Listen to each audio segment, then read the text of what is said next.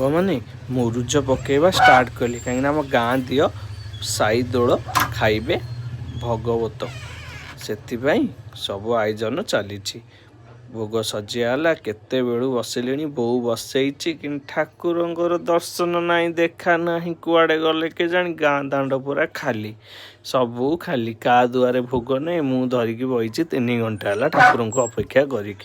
ଏବେ ଠାକୁର ଆସିଯିବେ ଆଉ ସମୟ ହେଇଗଲାଣି ରାତି ପାଖାପାଖି 11:30 ଏବେ ଆସିଯିବେ ଠାକୁର। ଦେଖ ଆସିଗଲେ ଦୋଳ ନେଇ ଛୋଟ ପିଲା ଘଣ୍ଟ ବଜେଇ କେତେ ଲୋକ ଆସିଛନ୍ତି ଠାକୁରଙ୍କ ସାଙ୍ଗରେ।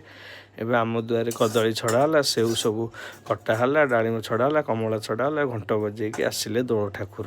ବୋଉ ଠିଆ ହେଇକି ଅନଉଛି, ଘଣ୍ଟ ବଜେଇଲେ ପିଲାମାନେ ଠାକୁରଙ୍କୁ ଡାକିଲେ, ଠାକୁର ଆସିଲେ ଭୋଗ ଖାଇଲେ, ଭୋଗ ଖାଇକି ଗଲେ। ପୂଜାରୀ ଭାଇନା ଟିକେ ଘଣ୍ଟି ବଜେଇ ଦେଲେ, ନଡ଼ିଆ ଫଟା ହେଇଗଲା। ଏବେ ଠାକୁରଙ୍କୁ ଅଧା ନଡ଼ିଆ, ଆମ ପାଇଁ ଅଧା ନଡ଼ିଆ, ଠାକୁରଙ୍କୁ ଅଧା ଭୋଗ, ଆମ ଘର ପାଇଁ ଅଧା ଭୋଗ। ଏଇଟା ତ ଚାଲିଛି ଆଉ ଚାଲିଥିବ ଆଉ। ଠାକୁର ଟିକେ ସମୟ ଠିଆ ହେଲେ ଆମ ଦୁଆରେ, ଆମକୁ ଦର୍ଶନ ଦେଲେ, ଆମେ ବି ଦର୍ଶନ କଲୁ, ଛୁଇଁଲୁ।